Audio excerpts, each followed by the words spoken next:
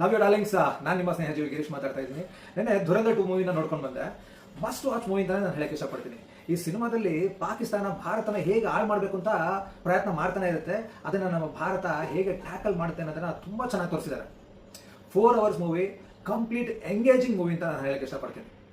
ಇದರಲ್ಲಿ major Iqbal, Rahman ಡಕೇತ್, ಖನನಿ brothers ಮತ್ತು SP Chaudhary ಇವರೆಲ್ಲ ನಾರ್ಮಲ್ ವ್ಯಕ್ತಿಗಳೆಲ್ಲ, ಅಲ್ಲಿಯವರೇ ಅಧಿಕಾರಿಗಳು. ಆ್ಯಕ್ಚುಲಿ ಆ ಪಾಕಿಸ್ತಾನ್ಗೆ ಹೆಡ್ ಬೇಸಿಕಲಿ ಇವ್ರುಗಳೇ ನಮ್ಮ ಭಾರತದ ಮೇಲೆ ಹೇಗೆ ಅಟ್ಯಾಕ್ ಮಾಡಬೇಕು ಅನ್ನೋದನ್ನ ಪ್ಲಾನ್ ಮಾಡ್ತಾ ಇರ್ತಾರೆ. ಇದನ್ನ ನಮ್ಮ ಭಾರತದ ಏಜೆಂಟು ಸುಮಾರು ಒಂದು 25-30 ಇಯರ್ಸಿಂದ ಅಲ್ಲೇ ಇಟ್ಕೊಂಡು ಪಾಕಿಸ್ತಾನದಲ್ಲಿ ಇಟ್ಕೊಂಡು ಪ್ಲಾನ್ ಮಾಡಿ ಇವನ್ನೆಲ್ಲರೂ ಹೊಡೆದಾಕ್ತಾನೆ. ಇದು ಎಷ್ಟು ಸತ್ಯ, ಅಥವಾ ಸಿನಿಮಾಗೋಸ್ಕರನೇ ಮಾಡಿದ್ರಾ ಅನ್ನೋದು ಆಡಿಯನ್ಸ್ ಪ್ರಶ್ನೆ ಆಗುತ್ತೆ. ಅದಕ್ಕೆ ನಾನೊಂದು ಮಾತು ಹೇಳಕ್ಕೆ ಇಷ್ಟಪಡ್ತೀನಿ. ತುಂಬ ಎವಿಡೆನ್ಸ್ಗಳಿದೆ, ತುಂಬ ವರ್ಷದಿಂದ ನಾವು ಕೇಳ್ಕೊಳ್ತಾನೆ ಅಥವಾ ನೋಡ್ಕೊಳ್ತಾನೆ ಬರ್ತಾನೆ ಇದ್ದೀವಿ. ಪಾಕಿಸ್ತಾನದಲ್ಲಿ ನಮ್ಮ ಏಜೆಂಟ್ಗಳು ಸುಮಾರು ವರ್ಷಗಳಿಂದ ಇದ್ರು, ಈಗಲೂ ಕೂಡ ಇದ್ದಾರೆ ಅನ್ನೋದು ಕೂಡ ಅವರಿಂದನೇ ನಮಗೆ ಈ ಇಂಟೆಲಿಜೆಂಟ್ ರಿಪೋರ್ಟ್ಸ್ ಎಲ್ಲ ಬರೋದು, ಪಾಕಿಸ್ತಾನದಲ್ಲಿ ಏನೇನು ಆಕ್ಟಿವಿಟೀಸ್ ನಡೆಯುತ್ತೆ ಇದೆಲ್ಲ ಅವರಿಂದನೇ ನಮಗೆ ಗೊತ್ತಾಗೋದು ಅನ್ನೋದು ಕೂಡ ನಮಗೆ ಎಲ್ಲರಿಗೂ ಗೊತ್ತಿರೋಂಥ ವಿಷಯ. ಅದು ಕಾಮನ್ ವಿಷಯ ಆ್ಯಕ್ಚುಲಿ. ಓಕೆ, ಸೊ ಈ ಡಾಟ್ಗಳೆಲ್ಲ ನೀವು ಕನೆಕ್ಟ್ ಮಾಡ್ತಾ ಬಂದಾಗ ನಮ್ಮ ಭಾರತ ದೇಶದಲ್ಲೇ ಇದ್ದಂಥ ಒಬ್ಬ ಅತೀಕ್ ಅಹಮದ್, ಇವನು ಯಾರು? ಇವನು UP ಅಲ್ಲಿ ML 5 ಸಲ ML ಆಗಿದ್ದವಂತವನು. ಇವ್ರು ತುಂಬ ಇಂಪಾರ್ಟೆಂಟ್ ಆಗ್ತಾನೆ ಆ್ಯಕ್ಚುಲಿ. ಸೊ ನೋಡಿ, ಇವನಿಗೆ ಪಾಕಿಸ್ತಾನ್ಗೆ ಲಿಂಕ್ ಇತ್ತು. ಇದು ಆಲ್ಮೋಸ್ಟ್ ಎಲ್ಲ ಪೇಪರಲ್ಲೂ ಬಂದಿತ್ತು, ಸುಮಾರು ಆಲ್ಮೋಸ್ಟ್ ಪ್ರಪಂಚಕ್ಕೆ ಗೊತ್ತು ಅಂತಲೇ ನಾನು ಹೇಳಕ್ಕೆ ಇಷ್ಟಪಡ್ತೀನಿ. ಆಗ ಯೋಚನೆ ಮಾಡ್ತಾ ಬಂದಾಗ ಈ ಸಿನಿಮಾ ನಿಜವಾಗಿರೋ ಸ್ಟೋರಿನೇ ಪೋರ್ಟ್ರೇ ಮಾಡುತ್ತೆ ಅನ್ನೋದು ನಾವು ಅರ್ಥ ಮಾಡ್ಕೋಬೇಕಾಗಿರೋಂಥ ವಿಷಯ. ಸರಿ, ಹಾಗಾದರೆ ಇವಾಗ ರಿಯಾಲಿಟಿಗೆ ಬರೋಣ.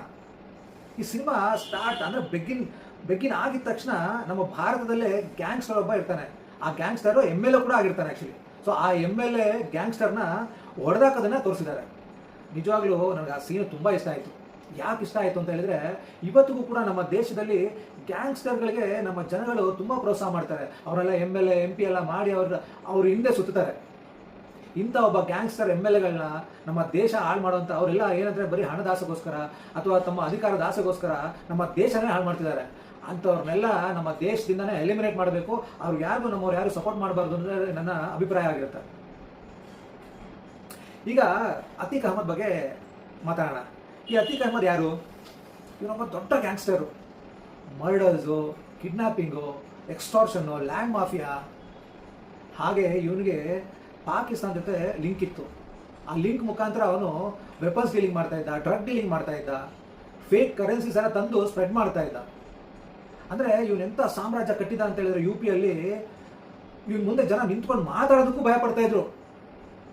ಇವನೆಂಥ ದೊಡ್ಡ ಸಾಮ್ರಾಜ್ಯ ಕಟ್ಟಿದ ಅಂತ ಹೇಳಿದ್ರೆ ಇವನ ಆಸ್ತಿ ಬಗ್ಗೆ ನೀವೇನಾದ್ರು ಕೇಳಿದ್ರೆ ದಂಗಾಗ್ಬಿಡ್ತೀರ.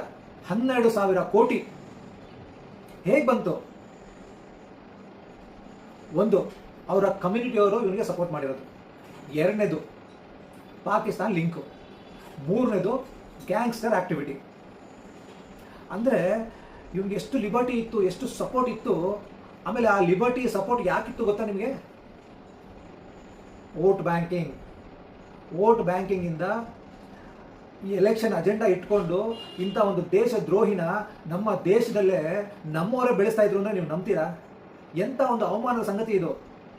ಒಂದು ವೋಟ್ ಬ್ಯಾಂಕ್ಗೋಸ್ಕರ ಇಂಥ ದೇಶ ದ್ರೋಹಿಗಳನ್ನ ನಾವು ಬೆಳೆಸಿದ್ದೀವಿ ಅಂದರೆ ಎಂಥ ವಿಪರ್ಯಾಸ ಇದು, ಎಷ್ಟು ದುಃಖಕರ ಸಂಗತಿ ಅಲ್ವಾ ಇದು. ನಮಗೆ ಗೊತ್ತಿದ್ದು ಕೂಡ ಇದನ್ನು ನಾವು ಮಾಡ್ತಿದ್ದೀವಿ ಯಾವುದೋ ಒಂದು ಅಧಿಕಾರದ ಆಸೆಗೋಸ್ಕರ ಅಂತ ಹೇಳಿದ್ರೆ ಅಂಥ ಒಂದು ಪಾರ್ಟಿಗೆ ನಾನು ಥೂ ಅಂತ ಹೇಳಕ್ಕೆ ಇಷ್ಟಪಡ್ತೀನಿ. ಧಿಕ್ಕಾರ ಆಗ್ತೀನಿ ಅಂಥ ಪಾರ್ಟಿಗೆ ನಾನು ಹೇಳೋದಿಷ್ಟೇ. ಯಾವುದೋ ಒಂದು ಎಲೆಕ್ಷನ್ ಅಜೆಂಡಾ ಇಟ್ಕೊಂಡು ಇಂಥ ದೇಶದ್ರೋಹಿಗಳಿಗೆ ಟಿಕೆಟ್ ಕೊಟ್ಟು ಬೆಳೆಸೋದನ್ನ ನಾವು ನಿಲ್ಲಿಸಬೇಕು ಅನ್ನೋದು ನನ್ನ ಅಭಿಪ್ರಾಯ ಆಗಿರುತ್ತೆ. ಇವತ್ತು ನಮ್ಮ ಭಾರತದಲ್ಲಿ ಭಾರತಕ್ಕೆ ದ್ರೋಹ ಬಗೆಯುವಂಥ ಮುಸಲ್ಮಾನರು ಯಾಕೆ ಇಲ್ಲಿದ್ದಾರೆ ಹೇಳಿ ಯೋಚನೆ ಮಾಡಿ. ಹಿಂಗಿದ್ದಾರೆ, ಈ ಒಂದು ಬೆಳವಣಿಗೆಯಿಂದನೇ ಇರೋದು. ಅವನ್ನೆಲ್ಲ ನಾವು ಬೆಳೆಸಿದ್ವಿ, ಇವತ್ತು ಈಸಿಯಾಗಿ ಬಂದು ಎಲ್ಲ ಸೇರ್ಕೊಂಡಿದ್ದಾರೆ. ಇಂಥ ಕಚರ ರಾಜಕಾರಣಿಗಳಿನಾಗೆ ನಮ್ಮ ಆಚಾರ ವಿಚಾರಕ್ಕೆ ಇವತ್ತು ಫ್ರೀಡಮ್ ಇಲ್ಲ ಅಂತ ಆಗಿದೆ.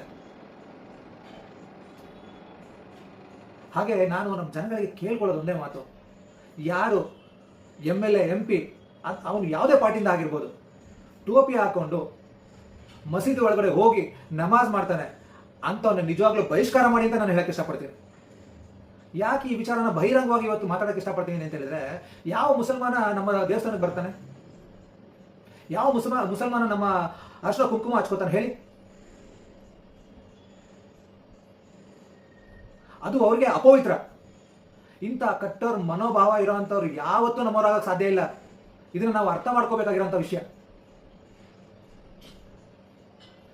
ನಾನು ನಮ್ಮ ಭಾರತ ಡೆಮೊಕ್ರಾಟಿಕ್ ಕಂಟ್ರಿ, ಓಕೆ, ಎಲ್ಲರಿಗೂ ಅವ್ರವ್ರದ್ದೇ ಆದಂಥ ಫ್ರೀಡಮ್ ಇದೆ ಅಂತ ನೀವು ಕೇಳ್ಬೋದು. ಬಟ್ ನಾನು ಹೇಳೋದು ಒಂದೇ ಮಾತು, ಎಲ್ಲಿ ತನಕ ಎಲ್ಲ ಧರ್ಮದವ್ರು, ಯಾವುದೇ ಧರ್ಮದವ್ರು ಆಗಿರಲಿ, ಒಬ್ರಿಗೊಬ್ರು ಅವ್ರವ್ರ ಆಚಾರಕ್ಕೆ ಬೆಲೆ ಕೊಡಲ್ಲ, ಒಂದಾಗಿ ಬೆರೆಯಲ್ಲ, ಅಲ್ಲಿ ತನಕ ಯಾವತ್ತೂ ಇಂಥ ಕಟ್ಟರವಾದಿಗಳಿಗೆ ನಾವು ಸಪೋರ್ಟ್ ಮಾಡಬಾರ್ದು ಅಂತ ನಾನು ಹೇಳಕ್ಕೆ ಇಷ್ಟಪಡ್ತೀನಿ.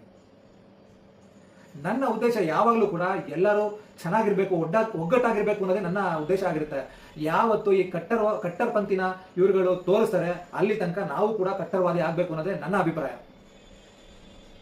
ನಾನು ನಮ್ಮ ಜನಗಳಿಗೆ ಹೇಳೋದಿಷ್ಟೇ, ನಾನು ನಮ್ಮ ದೇಶ, ನಮ್ಮ ಜನ ಅಂತ ಬಂದಾಗ ಯಾವತ್ತಿದ್ರೂ ಕೂಡ ನಮ್ಮ ಜನದ ಪರವಾಗಿ, ನಮ್ಮ ದೇಶದ ಪರವಾಗಿ ನಾನು ಮಾತಾಡೋಕ್ಕೆ ಇಷ್ಟಪಡ್ತೀನಿ.